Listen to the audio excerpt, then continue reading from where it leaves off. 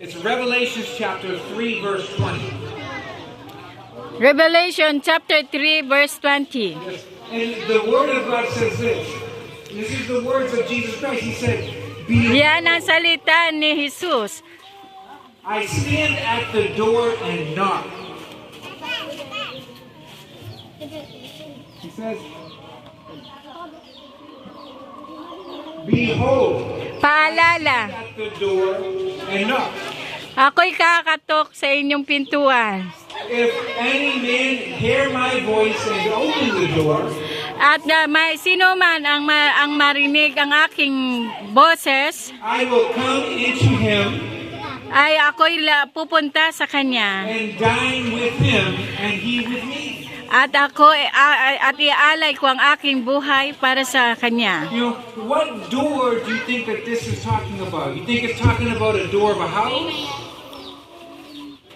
Ang iniisip niyo ba na yan ay ang pintuan ng ating bahay? Or the door of your heart?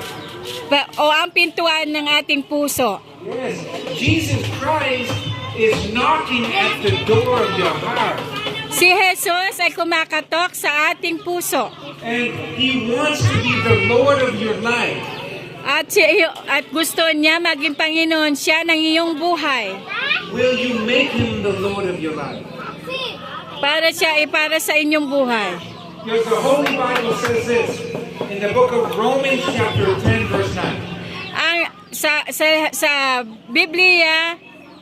sa Biblia, Romans book 10 verse 9. 10 verse 9, Romans 10 verse 9. If you confess with your mouth that Jesus is Lord, Pag ikaw ay nagkumpisal na galing sa iyong bunganga galing sa iyong bibig and you believe in your heart na naniniwala ka na si Jesus right, that God raised Him from the dead, na siya ay nabuhay siya ay nabuhay muli, then you will be saved.